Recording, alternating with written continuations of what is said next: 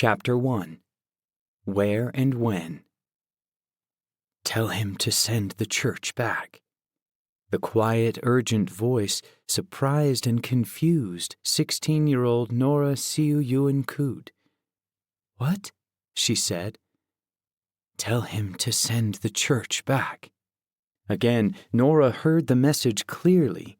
It was as if someone had whispered it in her right ear, but there was no one nearby. She was standing alone outside a hotel in Hong Kong in September 1954. A few visitors from the United States had just boarded a bus to the airport, and she was waving goodbye to them. The visitors were leaders of the Church of Jesus Christ of Latter-day Saints traveling through East Asia. More than 1 billion people lived in that part of the world, but only about 1,000 of them had embraced the restored gospel of Jesus Christ. The church had not had an official presence in Hong Kong for several years, not since social unrest in China and a war in nearby Korea had led church leaders to close the mission in 1951. But now the conflict was over, and the visitors had come to check on Nora and the 18 other saints living in the city. Leading the group was Elder Harold B. Lee, a senior member of the church's Quorum of the 12 Apostles. Nora could tell he was important, but she didn't know enough about church administration to say why. Still, she knew the whispered message was for him. Without another thought, she stretched out her hand toward the bus, hoping it would not drive away. "Apostle Lee," she said. Elder Lee reached his hand out an open window, and Nora took it. "Please send the church back," she cried. "We saints without the church are like people without food. We need to be fed spiritually." The apostle's eyes filled with tears. "It is not for me to decide," he said, "but I'll report to the brethren." He told Nora to pray and keep the faith, assuring her that as long as there were faithful saints like her, the church was in Hong Kong. The bus then shifted into gear and lumbered away. Month after month passed, and Nora heard nothing from the church. She sometimes wondered if she ever would. Latter-day Saint missionaries had always struggled in Hong Kong. Elders had first preached there in the 1850s, but illness, religious and cultural differences, poverty, and a language barrier had led them to abandon the mission after only a few months and no baptisms. The next group of missionaries came in 1949, but that mission had lasted only 2 years. During that time, Nora and her 2 younger sisters became the first Chinese people to join the church in Hong Kong. Their family was among the hundreds of thousands of refugees who had come to the British colony to escape the unrest in mainland China. The mission headquarters had been located on the street where they lived, and Nora's stepmother sent them there every morning, hoping they would learn English and whatever else the missionaries were teaching. Nora could still remember the Bible lessons she received from Sister Sai Lang Aki, a Hawaiian missionary of Chinese descent who helped her learn English. Nora received a witness of the restored gospel at that time. Her testimony helped her stay strong after the mission closed, when it seemed like the sun had set on Hong Kong. Even in the absence of priesthood ordinances, sacrament meetings, meeting houses, and church literature in Chinese, she clung fiercely to her faith in Jesus Christ. In August 1955, nearly a year after Elder Lee's visit, a tall, blonde-haired young man approached Nora at the movie theater where she worked.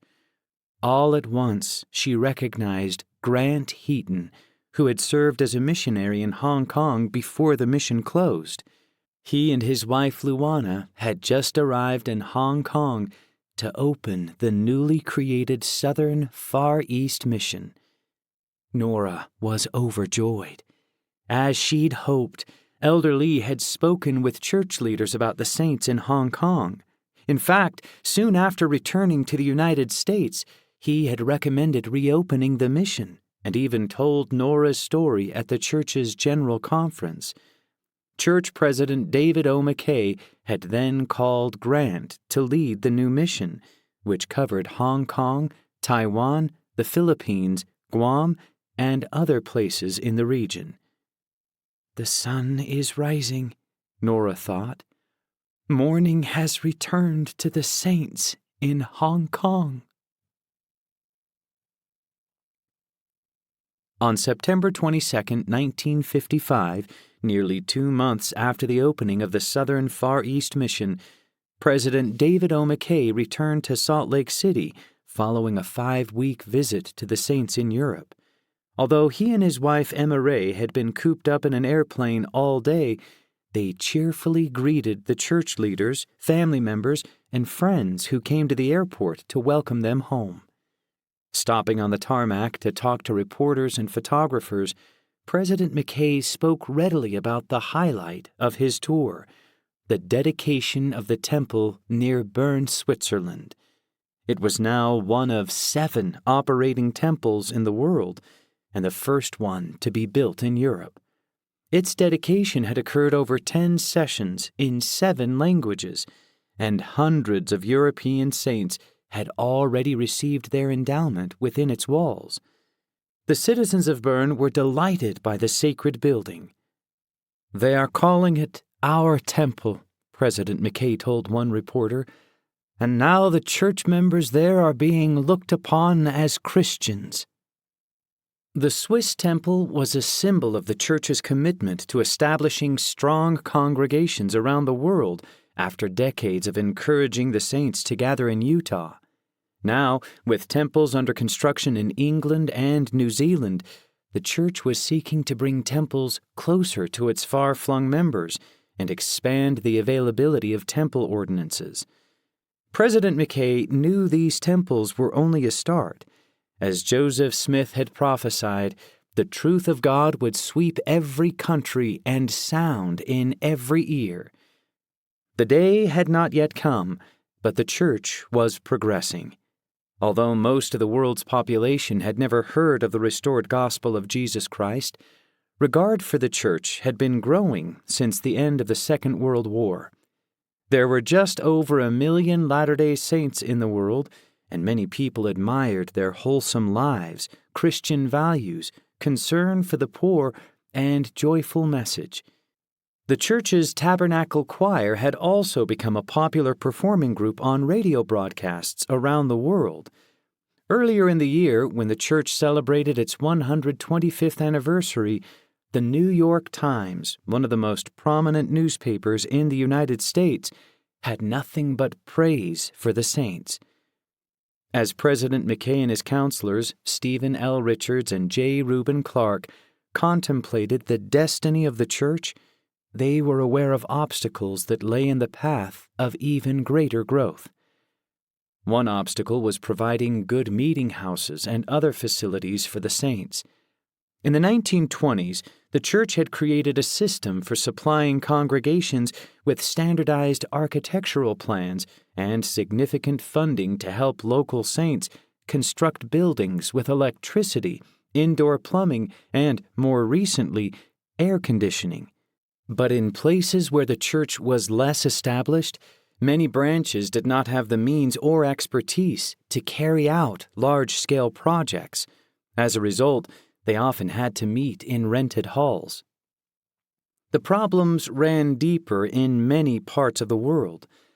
Some branches struggled because they had few members, inexperienced local leaders, infrequent contact with church headquarters, and scant church literature in local languages.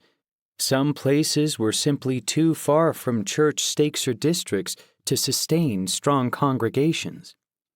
Also, since over 90% of Latter-day Saints lived in the United States, the church was often associated with America. This perception created problems in communist nations like the Soviet Union, which were deeply suspicious of the United States and of religion in general. In the past decade, many such nations had enacted policies that made it difficult, if not impossible, for the church to operate within their borders. The opening of the Southern Far East Mission demonstrated that the First Presidency and Quorum of the 12 Apostles were eager to expand missionary work to new regions, particularly in Asia and South America. Africa, though, presented a unique obstacle.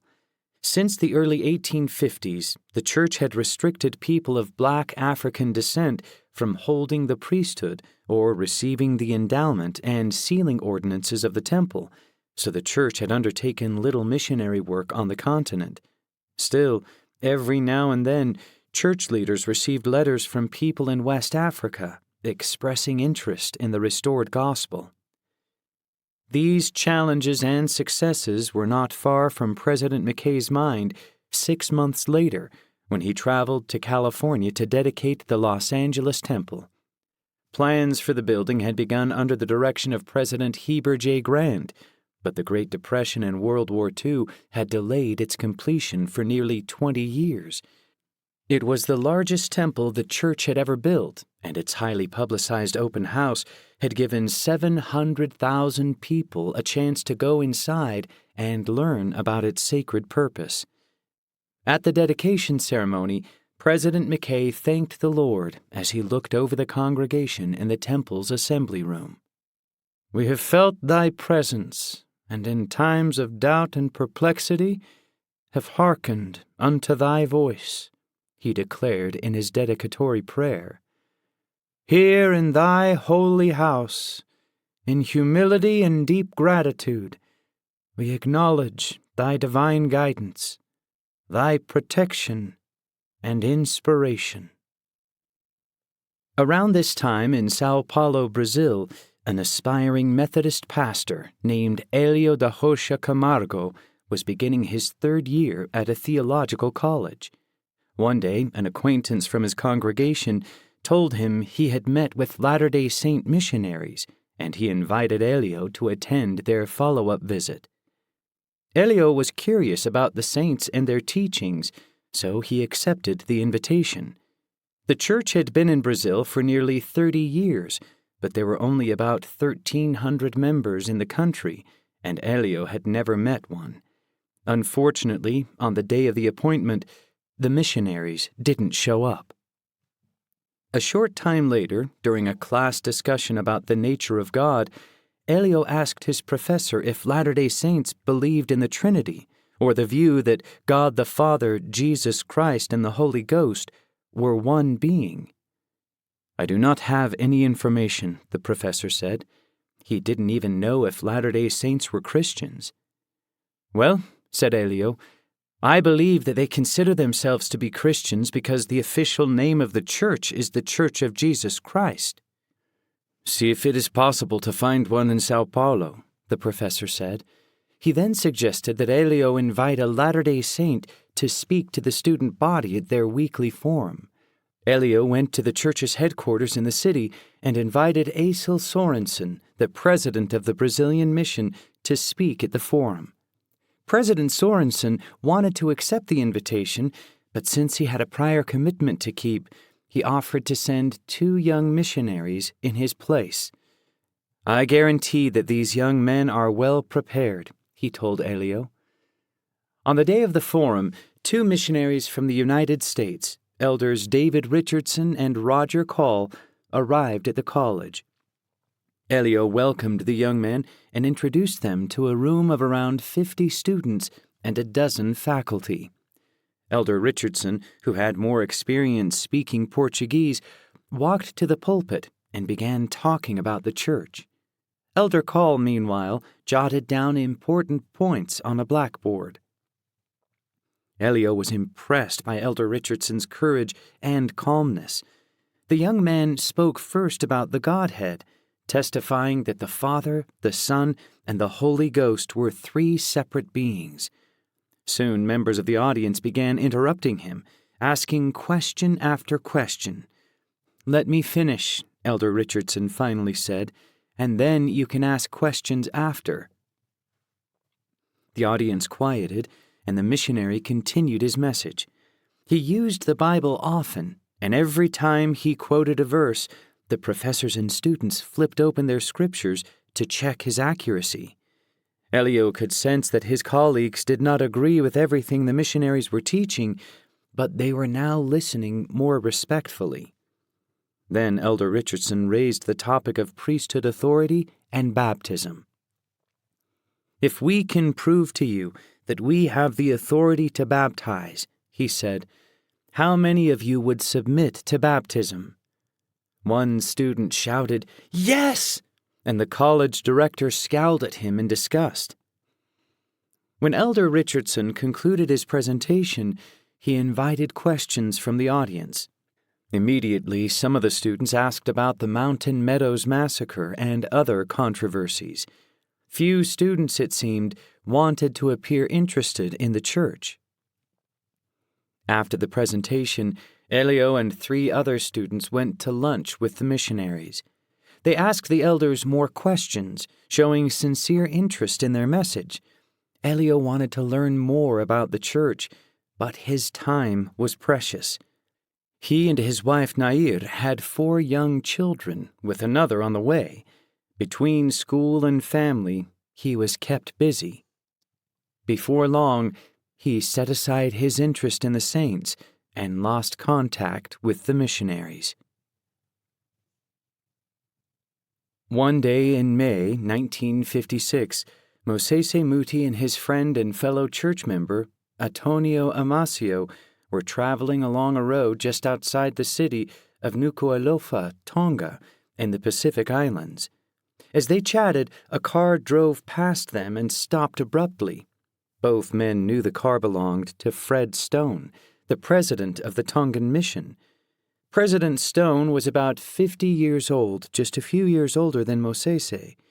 He and his wife Sylvia had been serving in the country for about 6 months. Mosese and Antonio hurried up to the car, and President Stone greeted them. "Do you know anyone who would like to go on a mission?" he asked. Across the South Pacific, the church was calling dozens of labor missionaries to quicken the pace of chapel building in the area. President McKay had recently approved the construction of 21 new chapels in Tonga, and President Stone was authorized to call local saints to carry out the work. Mosese looked at Antonio, and his friend shrugged. There were more than 4,000 church members in Tonga, but no potential missionaries came to mind.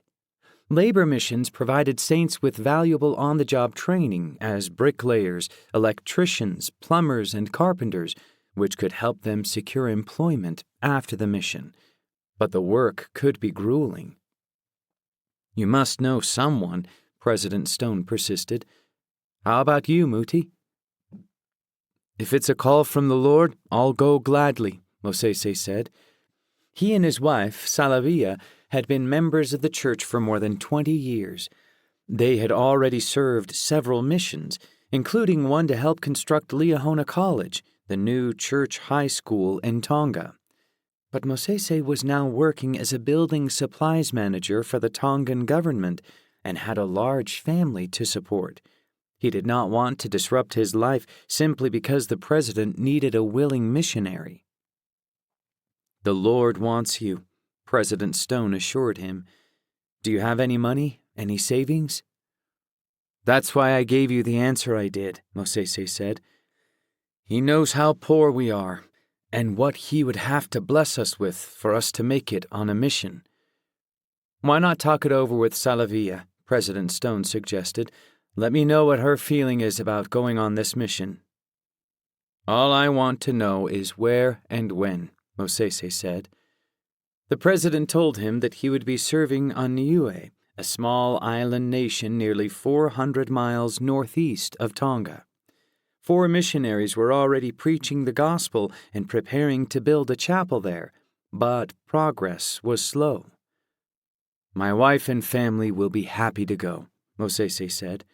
He told President Stone about a dream he'd recently had in which he and Salavia were walking together on another island. It was a place where all the villages are located around the island along the seashore, Mosese said. "I had never seen such an island before. It must be Niue." "Good," said the president. You have 2.5 weeks to prepare before the boat comes." Salavia rejoiced when Mosese told her about the mission call, and together they thanked the Lord for it. Since their marriage in 1933, she had never known him to refuse an opportunity to serve in the church, and she shared his dedication to missionary work, trusting that God would bless them for the sacrifices they made in his behalf. More than anything, the Mutis longed to receive their temple blessings. The nearest temple was in Hawaii, 3,000 miles away, and the cost of travel had always kept them from making the trip. Once the temple in New Zealand was finished, the journey to achieve this goal would be far shorter. But even then, the cost would be more than they could afford, especially now that they were going on another mission. Still, they had reason to hope that they would someday enter the temple. In 1938, while Mosese was serving a mission, Apostle George Albert Smith had visited Tonga and conferred the Melchizedek priesthood on him. "If you keep up your missionary work," the apostle had promised, "you will go through the temple without a penny spent from your pocket." On May 29, 1956, Mosese and Salavia boarded a ship to Niue with their 4 youngest children. The family had just enough money to book the passage. How they would support themselves in the mission field, though, was in the Lord's hands. As Tonga receded from view, replaced by rolling waves and endless horizon, the Mutis were full of faith in God's promises. A few months after the Muti family set out for Niue, Elio de Rocha Camargo found himself full of doubts about infant baptism, a common practice among Methodists and other Christian denominations. At first, he simply wanted clarity. Why did these churches baptize infants? How did the baptism benefit the baby? The Bible seemed to say nothing about the practice, so he posed these questions to his professors and fellow students at the theological college. No one could answer them to his satisfaction. "As a historical custom, it ought to be preserved," one person suggested. Elio failed to see the logic. "Why is it beneficial?" he asked. "Are historical traditions necessarily true?" The more he thought about infant baptism, the more it unsettled him. His wife Nair had just given birth to their 5th child, a boy named Josue. Why would an infant like Josue need to be baptized? What sin had he committed? Other students at the college joined Elio in questioning the practice. Alarmed, school administrators convened a faculty council and interviewed Elio and the other students. Elio was honest with the professors. "I do not find sufficient justification for infant baptism," he told them.